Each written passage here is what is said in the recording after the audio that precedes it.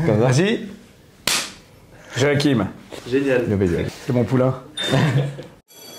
Installez-vous vite. Alors, je suis monsieur De Varso et je m'occupe aussi de l'atelier théâtre. Ça vous donnera l'occasion de briller devant vos camarades et sur scène. À nous. Bah, tu m'appelles Colin, il s'appelle Colin. Alors Joachim, est-ce que tu peux un peu nous parler de ces films? Alors, c'est un film qui parle de la différence, du rejet et de l'acceptation. De l'importance de l'éducation. Il traite de l'importance du savoir, d'apprendre aux gens plein de choses. Et José, qu'est-ce que tu voudrais que les gens retiennent de ce film? Quel message? Le titre? Non. Non, le message, c'est que peut-être le regard que l'on porte sur les autres, c'est la première des choses qu'il faut maîtriser. On est tous bourrés d'a priori. La chance de mon personnage, c'est que quand il regarde Joachim, ou en tout cas Colin dans le film, ce handicap invisible qu'a Colin et Maxence, son homosexualité, qu'il essaie de vivre comme il a envie de la vivre et que son père n'accepte pas. Et en fait, moi, mon personnage de prof, il les regarde et il les considère absolument pas comme ayant un problème. Mais par contre, il leur dit, voilà, c'est simple, les seules limites que vous mettez vous, ce sont des limites que vous êtes installées vous-même, ou que d'autres vous installent directement alors que vous n'avez pas à les vivre. Donc, lâchez-vous, ouvrez l'espace, ne vous mettez aucune limite. Voyez à partir du moment où vous arrivez à faire un certain nombre de choses, parce que les limites, elles s'imposent à vous tout simplement. Mais même quand une limite s'impose à vous, je ne sais pas si vous avez regardé les Paralympiques, franchement, c'est une question de mental, quoi. Il y a un mec qui me dit à un moment, moi à une époque je regardais une série d'émissions parce que j'adore les sports extrêmes, et il y avait un truc qui s'appelle Nitro Circus. C'est que des mecs qui font de la bécane et qui sautent à 15 mètres de haut. Et il y a un type qui est sur un fauteuil roulant et qui fait des doubles sauts pairs, machin. Et en fait, le type se ramasse vraiment fort et tout. Il dit, mais il faut savoir, quand on est handicapé, il y a des gens qui sont dans le fauteuil. Moi, je suis dessus. Donc, c'est déjà une autre démarche. À partir du moment où vous avez cette démarche-là, cette barrière-là ne s'installe plus. Donc, vous faites comme les autres, quoi. Vous y allez. Ouais, complètement. Et Joachim, le jour où on t'a annoncé que c'est toi qui allais avoir ce rôle au cinéma, qu'est-ce que tu t'es dit? Génial. Parti en courant. On l'a rattrapé parce qu'il n'avait pas son passeport, mais... Ouais, dommage, putain. Je partais au Brésil, là. C'est chiant. Non. Bah...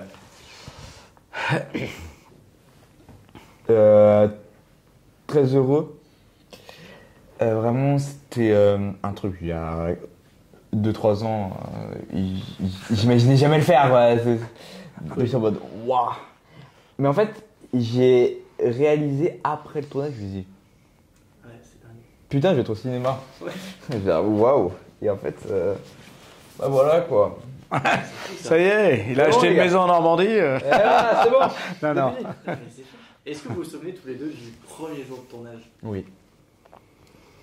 Comment tu te sentais? C'était stressant? Bah oui. Impressionnant? Parce que pour lui non, mais pour moi c'était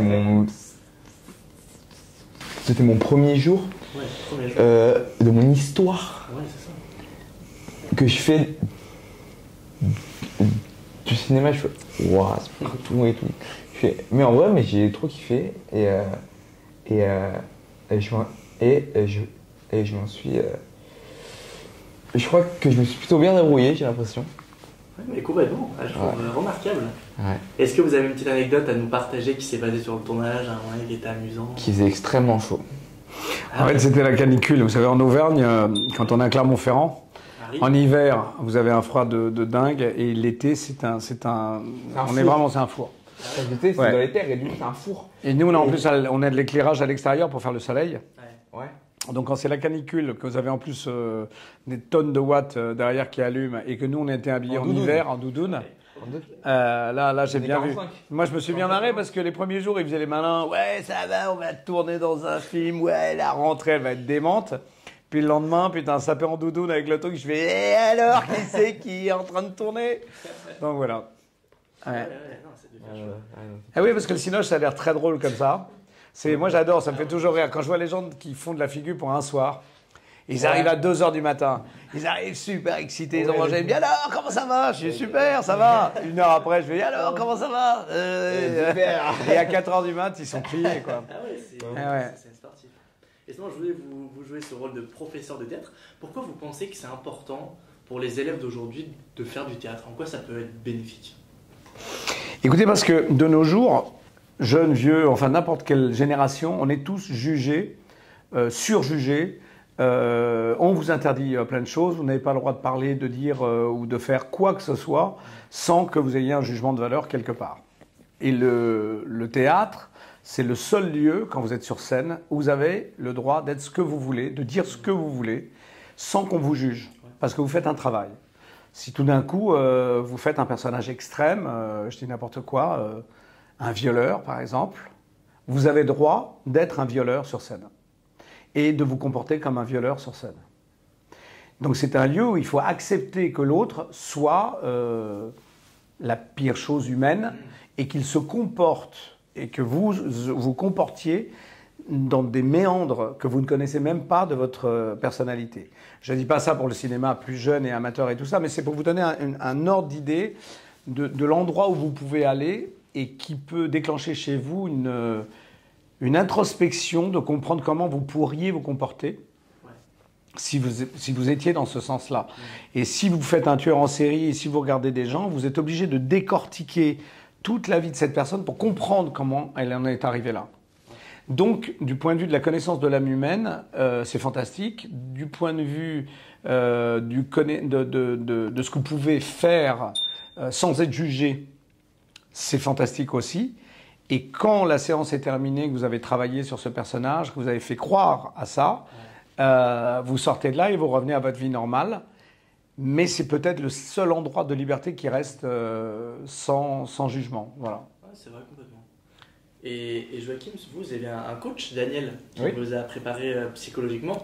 En quoi ça t'a aidé?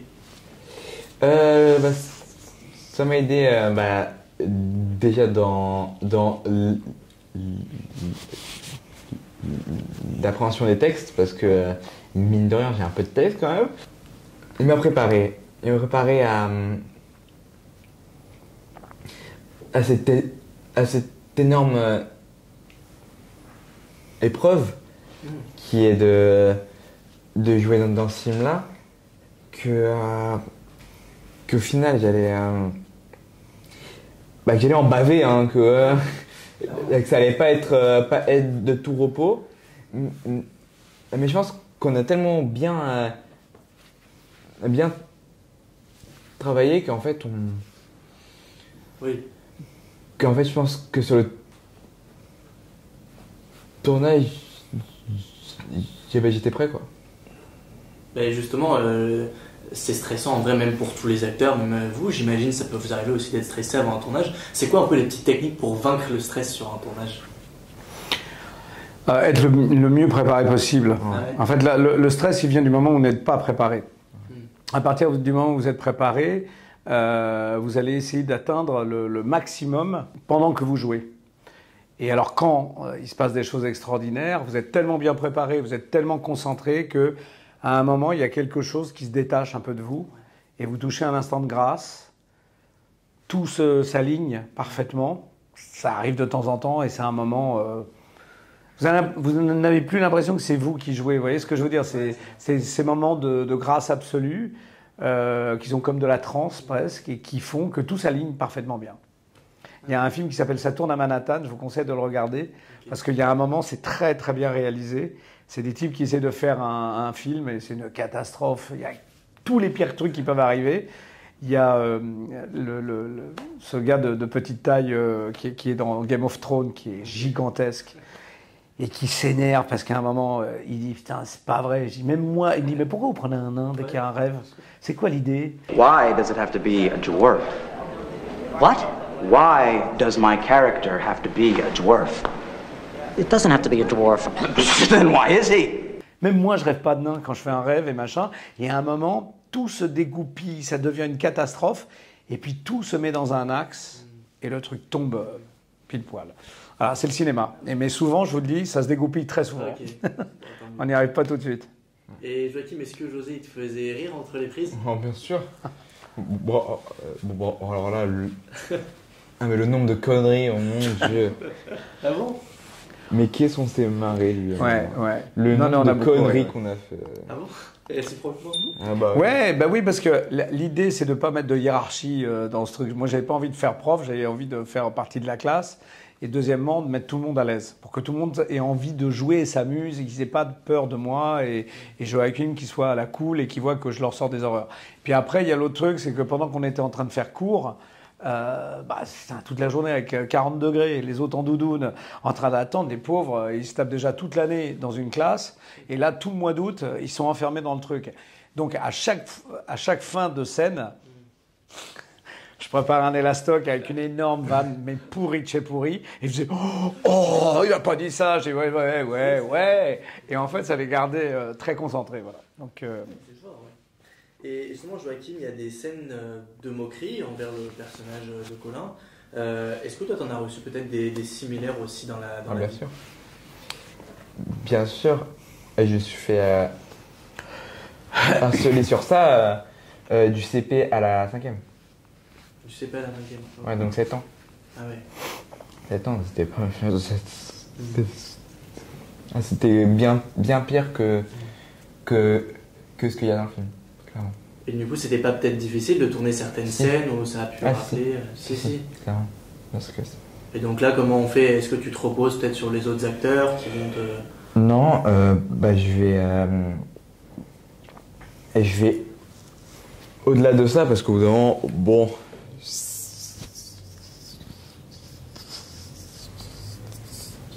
c'est marrant 2 minutes, mais bon, je crois qu'il faut. Ouais. Mais bon,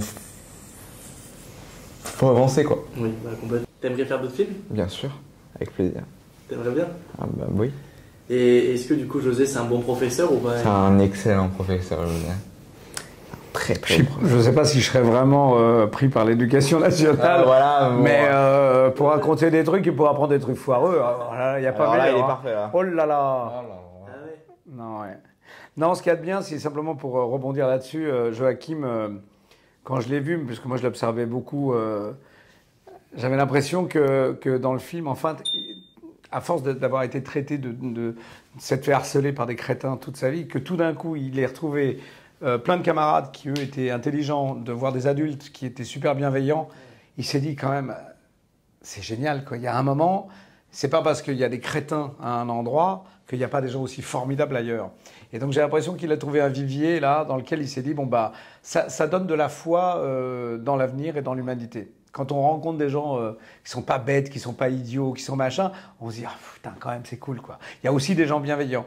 Mais sur les réseaux sociaux, par exemple, c'est des petits groupes qui déferlent, mais quand même, il y a 70% des gens sur cette planète qui font pas de la merde, quoi. Oui. Qui sont des gens, des bonnes personnes.